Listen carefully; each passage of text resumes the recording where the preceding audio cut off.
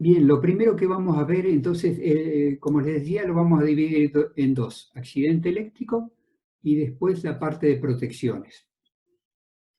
O sea, el accidente eléctrico es cuando tenemos una cierta cantidad de energía, ¿no es cierto?, que se aplica indebidamente, o sea, o que está fuera de control y por lo general siempre produce daño. ¿Sí? Eso sería la definición, digamos, que hace la gente de seguridad del accidente eléctrico. ¿Cuáles son las fuentes que producen riesgo eléctrico? Son el suministro normal, que sería la red pública, en Neuquén, la red de electricidad pública, que en Neuquén sería lo de Calf, acá en Río Negro lo de DERSA. Esa es, digamos, la principal fuente de riesgo eléctrico. Después también hay autogeneración, o sea, cuando nosotros necesitamos generar con grupos electrógenos. Esto se da mucho, por ejemplo, en los hospitales, digamos, donde hay ya un determinado grado en el hospital de seguridad, tiene que haber grupos electrógenos. En la parte petrolera, en muchos lados hay grupos electrógenos o una central generadora de apoyo que también produce un gran riesgo, porque a veces, si no se hacen las maniobras bien, uno corta la energía de la red pública y resulta que entra un grupo electrógeno. Si eso no está previsto, puede provocar accidentes. Baterías también, baterías en el caso de las estaciones transformadoras. Ahí en las estaciones transformadoras hay un grupo de baterías de 110 voltios, o sea que ya es un riesgo. Si bien la corriente continua es más benigna, digamos, por decir así, se necesita mucho más tensión en continua para producir los mismos efectos que en alterna. Es la alterna más peligrosa para el ser humano. Después, tensiones inducidas. ¿A qué le llamamos tensiones inducidas? Por ejemplo, si cae un rayo, ¿no es cierto?, en la cercanía, puede el rayo, digamos, el campo magnético que produce, si hay algo, algún conductor cerca, o sea, no necesariamente cables, puede ser un alambrado, si no está puesto a tierra, digamos, eso se induce ahí una tensión y esa tensión puede electrocutar personas. Las descargas atmosféricas, por supuesto, una descarga atmosférica por lo general es letal. Es muy difícil sacar el calor que produce la corriente eléctrica por el cuerpo de una descarga atmosférica. Y la estática también, produce, es peligrosa en el caso, por ejemplo, de los hidrocarburos. O sea, la estática se produce en los aislantes, ¿no es cierto?, los materiales aislantes. Y el petróleo es aislante. Entonces, cuando yo descargo, por ejemplo, un camión que tiene hidrocarburo o cualquier tipo de nafta o eso, hay que ponerlo a tierra, porque realmente el roce del aislante, que sería el hidrocarburo, con cualquier cosa produce una tensión, ¿no es cierto? Se carga y eso es una fuente de riesgo. Y también un conductor, por ejemplo, como les decía yo, un alambrado de una subestación o un alambrado de un campo, de lo que sea, si no está puesto a tierra, si se está aislado de tierra, también puede cargarse eléctricamente o si hay una tensión inducida, como decíamos, puede ser una fuente de riesgo grave. El otro tema son los condensadores o los capacitores, ¿no es cierto? O sea, el condensador tiene la propiedad de almacenar, digamos, electricidad en forma de un campo eléctrico. Entonces, si el condensador no se lo puentea, por decir así, los dos bornes, no se descarga, o sea, mantiene la carga por mucho tiempo. Si yo estoy reparando un equipo electrónico, por ejemplo, donde hay condensadores bastante grandes, y aunque he desconectado, por ejemplo, digamos, la ficha del toma corriente, o sea que no tengo tensión en el equipo, me tengo que asegurar de que esté todo descargado, porque puedo llegar a tocar un condensador y me puede producir, digamos, no un riesgo de muerte, pero puede producir una lesión, digamos, en el punto de contacto sobre todo. Y bueno, por supuesto los transformadores, ya sean de potencia, de medición, cualquier tipo de transformador es una fuente de riesgo. Vamos a ver qué efectos produce, ¿no es cierto?, la corriente eléctrica. Los efectos que producen en las personas, en los animales, en todo tipo, digamos, de- de, este, de persona que esté aislada, digamos, produce electrocución. O sea, eh, aislada medianamente, digamos, si yo estoy aislado totalmente, no va a producir electrocución.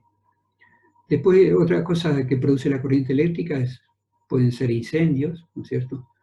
Eh, los incendios se producen porque se produce un arco en la corriente eléctrica y eso desarrolla una temperatura muy alta y bueno, puede iniciar un incendio, por decir así. Y explosiones también, o sea, donde hay, digamos, la parte del petróleo, donde trabajamos con materiales explosivos, por supuesto que puede producir una explosión. También produce quemaduras, digamos, sobre todo en el punto de contacto. Si yo me electrocuto, digamos, digamos, toco con el dedo, en el dedo, ahí seguro que se va a producir una quemadura porque la corriente que pasa es muy grande, digamos, y la piel se destruye. Esto también produce movimientos involuntarios, o sea, esto es peligroso cuando yo estoy trabajando en una escalera, digamos, y toco algo con corriente, el movimiento que produce, la contracción muscular que produce, me puede, digamos, o sea, a lo mejor no matar la corriente, pero sí la caída, digamos. Entonces, es otro de los efectos de la corriente eléctrica. Y después son los daños fisiológicos, digamos, por donde pasa la corriente, digamos, si pasa por los nervios, afecta a los nervios, si pasa por los riñones, produce, digamos, eh, efectos renales, esterilidad y todo lo que a ustedes se les ocurra, digamos. O sea, donde pasa la corriente eléctrica realmente puede producir daños fisiológicos. ¿Por qué es peligrosa la electricidad? Porque por lo general no es perceptible por los sentidos, digamos, o sea, no tiene olor. Sí, hay olor, digamos, donde yo cargo baterías y eso hay un olor a ozono, digamos, o donde hay instalaciones de media tensión o de alta tensión, y de interiores sí se percibe un olor, pero no es el olor de la corriente eléctrica, es el olor de la ionización que produce la corriente eléctrica en el aire, que produce ozono y da ese olor picantito que uno siente a veces cuando ha habido una tormenta muy grande, que han caído rayos, se siente así un olor en el aire, que es el ozono, que han producido las descargas eléctricas esas. No es visible, o sea, yo no puedo, si yo tengo un cable con tensión o sin tensión, no me puedo dar cuenta al verlo si hay corriente, no es audible tampoco, o sea, solamente se siente un zumbido también por un efecto que se llama efecto corona en alta tensión. Y el tacto, ahí sí lo puedo sentir, pero cuando lo siento ya es tarde, digamos, o sea, realmente tocar algo para ver si tiene tensión es un error. ¿Cuáles son las causas de accidentes eléctricos en la industria, digamos? Una de las principales es cuando yo trabajo con equipos, digamos equipos altos, y estoy muy cerca de líneas eléctricas. ¿Eh? En general, las grúas son las que producen este tipo de accidentes. O a veces los camiones volcadores, si la línea es baja, a veces los camiones volcadores saben salir con la caja levantada para que se descargue lo último que les queda pegado en la caja volcadora y si la línea, digamos, si una línea es baja o hay una instalación baja, producen accidentes eléctricos. Y el otro que producen, digamos, en los campos petroleros es las excavadoras, digamos, donde hay, digamos, líneas subterráneas y las excavadoras vienen y excavan y no, se comienzan a excavar y no conocen si hay instalaciones, se producen accidentes. Y después el otro tema son las escaleras. Cuando no se utilizan escaleras aisladas, Hoy en día hay muchas escaleras metálicas de aluminio, son muy peligrosas para el tema eléctrico. Y en el petróleo también las varillas. Los tanques se miden con una varilla que se introduce en el tanque y se saca el nivel donde está el petróleo en el tanque. Y bueno, esas varillas han provocado muchos accidentes porque cuando hay una tormenta o eso son peligrosas. Es un pararrayos directamente. Bien, también otra de las causas de accidentes es cuando no uso los equipos de protección. O sea, la segunda parte vamos a ver los equipos de protección. Cuando yo no uso los equipos de protección, estoy muy propenso a los accidentes eléctricos. O también cuando no desenergizo, o sea, cuando no corto y bloqueo los equipos. ¿eh? Y también cuando utilizo cosas que están visiblemente dañadas, o sea, que la aislación está mala, ahí eso es una causa de accidente. Y como decíamos hoy, excavar con una máquina, digamos, en lugares desconocidos es peligroso. Bien, vamos a ver entonces los condicionantes ahora para ver qué efecto produce la electricidad en el cuerpo humano. Hay varios condicionantes, digamos, que son la frecuencia, o sea, depende de la frecuencia. Por eso yo le decía la corriente continua que tiene frecuencia cero, digamos, no es tan, digamos, letal como la corriente alterna. Y cuando la frecuencia es muy alta, las personas, digamos, o sea, las resisten porque muchos de los equipos médicos trabajan con alta frecuencia. Este es un condicionante fundamental, la intensidad, o sea, la electrocución, o sea, los efectos que produce la electricidad en el cuerpo humano dependen exclusivamente de la intensidad de corriente y del tiempo que circula esa intensidad de corriente. ¿eh? Por eso las protecciones tienen que actuar rápidamente para que el tiempo sea corto. Bueno, el tiempo ya se los comentaba ahí. El trayecto de la corriente no es lo mismo que yo toque un cable con la mano o que lo toque, por ejemplo, lo roce con cualquier otra parte del cuerpo. O sea, cuando en el trayecto está el corazón, en el trayecto de la corriente, que es el caso que yo toco con una mano el cable y los pies están a tierra, ¿no es cierto? Entonces el trayecto incluye el corazón y es uno de los trayectos más peligrosos. Bueno, el tipo de corriente, como decíamos, corriente continua, corriente alterna, la forma de onda también depende, y también depende en esto ya en menor grado la superficie, ¿no es cierto?, con la que yo toco y la presión con que yo hago el contacto, porque eso va a variar la impedancia del individuo. Van a ver que nosotros hablamos acá no de resistencia del cuerpo, sino de impedancia, porque vamos a ver que está incluido también, aparte de la resistencia, una capacitancia. Y después la contextura física, digamos, o sea, también eso afecta a la impedancia. Bueno, uno de los efectos que produce sobre el cuerpo humano es las quemaduras. ¿eh? Las corrientes muy elevadas, sobre todo en el punto de contacto, producen quemaduras. En media tensión, por contacto directo es cuando yo toco directamente una parte con tensión. En media tensión, seguro que produce quemaduras porque las corrientes son mucho más altas que en baja tensión. Y también puede haber quemaduras por efecto del arco. A veces no necesariamente yo toco algo que tenga tensión, sino directamente se produce un arco cercano a, digamos, a mis dedos o a cualquier parte de mi cuerpo y eso provoca, digamos, o sea, provoca un arco y el arco, la temperatura del arco en este caso es la que produce quemaduras. El otro efecto que produce la fibrilación cardíaca. Fibrilación cardíaca es cuando el corazón pierde su ritmo, digamos, empieza a temblar, digamos, o sea, bombea en forma arrítmica, digamos, o sea, directamente la sangre no circula, o sea, es como cuando una bomba, digamos, absorbe y devuelve el líquido, entonces no llega, digamos, o sea, la sangre al cerebro y bueno, eso provoca este, digamos, un cuadro grave. ¿eh? O sea, Fibrilación, esto lo llaman los médicos fibrilación, es cuando deja de funcionar como una bomba. Y, digamos, otra cosa que produce la electricidad es la contracción involuntaria muscular. Nosotros la llamamos generalmente calambre, digamos, o sea, vieron cuando ustedes, digamos, se le produce un calambre, se le contrae involuntariamente un músculo y no es fácil de manejarlo, digamos, no lo puedo manejar.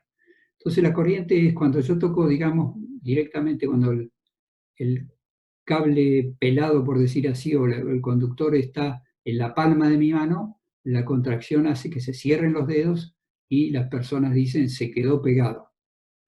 Y cuando yo lo toco al revés, con la parte del dorso de la mano, o sea, se contraen los músculos y directamente la mano se separa del conductor y la gente dice, me pateó la corriente. Pero siempre es contracción involuntaria de los músculos.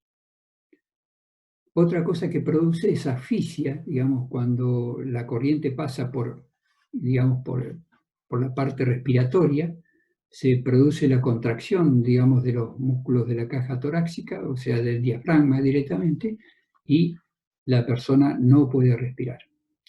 Esto es lo que, si esto se prolonga, digamos, o sea, se produce un paro respiratorio. Vamos a ver un poquitito los umbrales de intensidad, o sea, dónde se empieza a sentir cada cosa.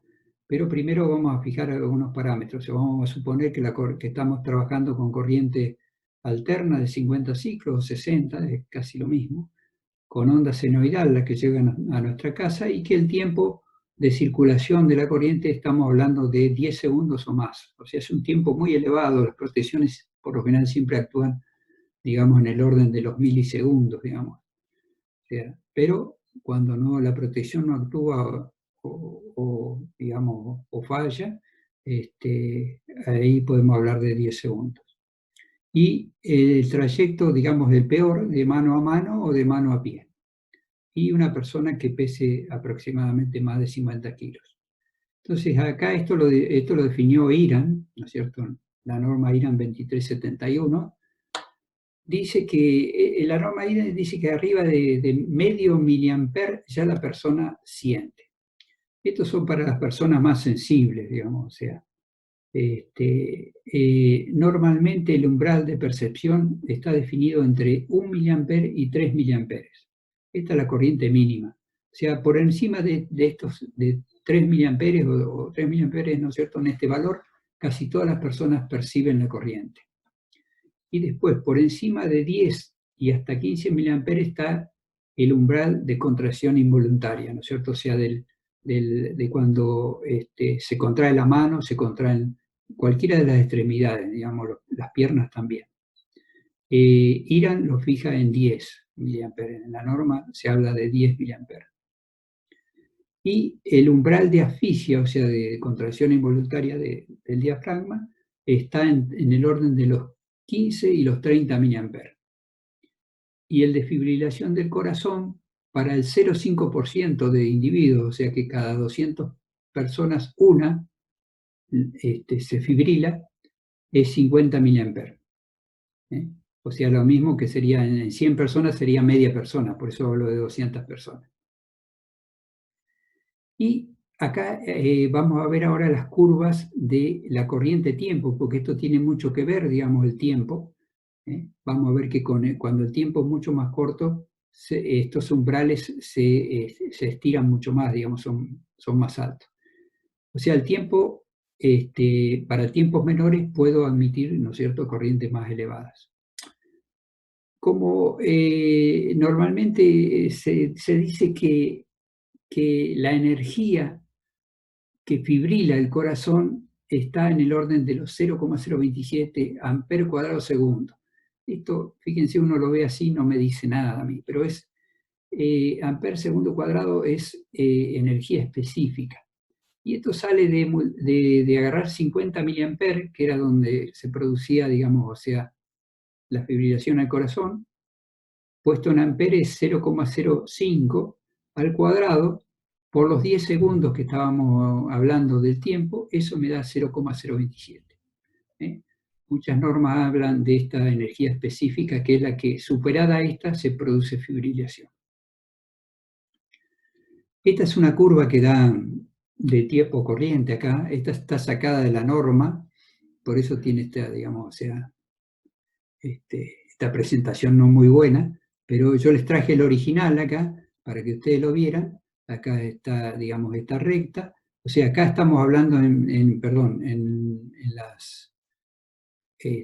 eje de la CI estamos hablando de milisegundos. O sea, acá tenemos 10.000 milisegundos, que serían 10 segundos, lo que hablábamos acá.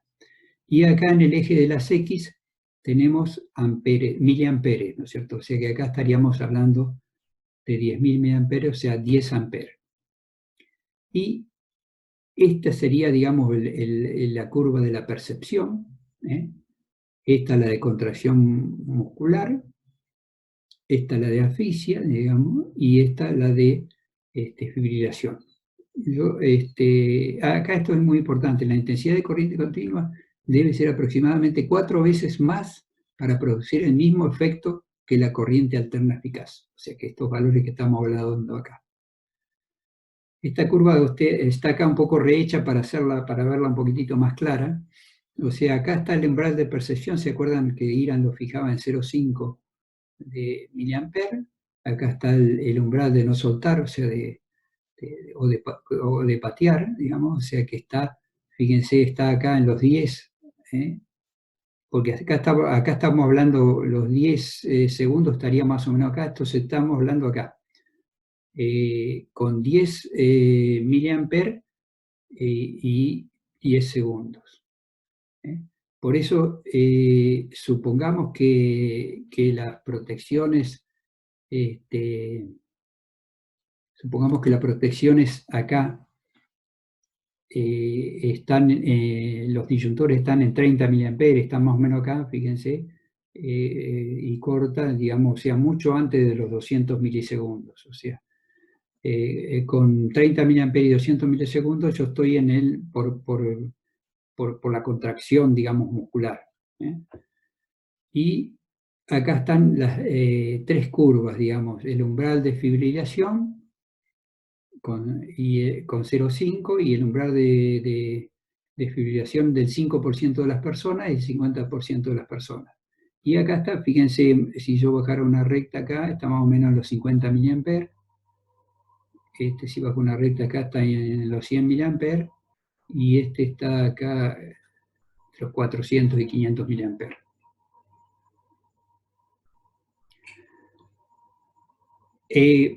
Siempre se habla de estas curvas de corriente y tiempo, pero en realidad son mucho más prácticas las curvas de tiempo-tensión. Pero no son fáciles de hacer porque la resistencia del cuerpo humano tiene la propiedad de que cuando sube la tensión, baja la resistencia. No es constante. Entonces, no son fáciles de hacer las curvas de representar, digamos, tiempo-tensión para las personas. ¿Por qué? Porque estamos hablando de que hay una impedancia, digamos, porque hay, aparte de resistencia, hay capacidad. Bien, para las curvas, digamos, de tiempo-tensión también hay que tener en cuenta la humedad, digamos, la temperatura, no es lo mismo la humedad del cuerpo, digamos, en un valor, la frecuencia y la superficie de contacto. Acá está representado, digamos, o sea, la piel de la persona, digamos, o sea, empezaría, digamos, por acá con una parte resistiva y una parte capacitiva en paralelo, después una parte de resistencia en el centro del cuerpo y nuevamente la piel, esta forma, digamos, igual a la entrada. Por eso hablamos de una impedancia. Y acá estaría representado, digamos, o sea, con 25 voltios, ¿no es cierto? Nada más. Y si la piel está la persona está en los 2500 ohm, estamos hablando de 10 miliamperes, ¿no es cierto? Que estamos en el umbral de la corriente, de la contracción involuntaria. Y con 50 voltios, si la resistencia es 200 ohm, estamos en 25 miliamperes, o sea, asfixia.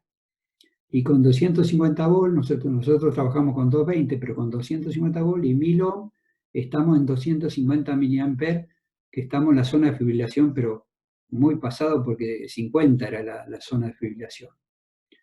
Acá está representado, después lo pueden ver en el apunto, la resistencia de las distintas partes del cuerpo. Digamos, las que tienen mayor resistencia eléctrica son las piernas, a las extremidades, las piernas, y después siguen los brazos, y la parte interna, como hay mucho líquido, es muy baja. Y acá está la curva de la representación, ¿no es cierto?, de la curva tiempo-tensión. Fíjense, acá tengo el tiempo, ¿no es cierto?, como siempre, y acá tensión en voltios. Cuando la piel está mojada, o sea, 4, esta es la curva 4 de piel mojada, sumergida, por decir así, cuando yo estoy sumergido, la máxima tensión, digamos, que puede haber es 12 volt, porque por arriba de 12 volt, digamos, ya me electrocuto. Con la piel mojada, fíjense acá, en el orden siempre hablando de los 10 segundos, estoy en 24 voltios. Por eso la tensión máxima de seguridad está fijada en 24 voltios. Y para las piletas o para cuando la persona está sumergida, en 12 voltios. Y para piel húmeda, digamos, lo normal, con la transpiración de la persona, o sea, nada de mojarse en forma externa, está en 50 voltios. Esto cae, si yo trazara acá una línea, está en 50 voltios. Esto también está sacado original de IRAM 2371, por eso tiene esta forma así. Y para piel seca, digamos, 80 voltios, o sea, por arriba de 80 voltios ya la tensión es peligrosa. Si las protecciones actúan, digamos, antes por ejemplo, antes de 100 milisegundos, que sería este caso, sí, yo ahí puedo hablar de tensiones mayores. Ahora, en el caso de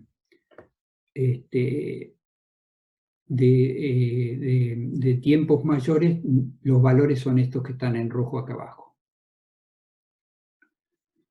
Bueno, ¿cómo se inician los arcos eléctricos? En general se inician cuando se excede la resistencia de aislación, o sea, cuando la tensión aplicada es mayor, ¿no es cierto?, que la aislación. En ese caso, el aire se sobrecalienta, ¿no es cierto?, y se hace más conductor. Y también se producen arcos eléctricos cuando hay dos contactos que se separan, o sea, en un interruptor, en un corte de cualquier llave eléctrica se producen arcos porque se están separando dos contactos con una corriente elevada o con una diferencia de tensión. Bien, y vamos a ver esta última partecita, o sea, acá, qué partes del cuerpo se ven afectadas por el choque eléctrico, o sea, por una descarga eléctrica. La piel se perfora con 600 voltios, o sea, arriba de 600 voltios se perfora la piel, o sea, eso es lo que más soporta, digamos, la piel, alrededor de 600 voltios. Y el sistema nervioso, en general se pierde la sensación. Por ejemplo, cuando uno le ha pasado en los dedos, digamos, corriente eléctrica, después toca con esa parte del dedo y no siente nada, digamos, es insensible, o a veces no aparece inmediatamente, pero sí a la larga. Por eso nunca es conveniente que pase corriente eléctrica por el cuerpo. Y bueno, en el sistema muscular se puede bloquear, o sea, directamente cuando se produce esa contracción, digamos, ese tipo de calambre, se puede llegar a bloquear o a veces a quemarse el músculo, digamos. Y el corazón, se produce la fibrilación, como decíamos, y arriba de los 4 amperes se quema el corazón. Directamente ya no sirve más. Así de simple. Y después el sistema en el pulmonar produce asfixia.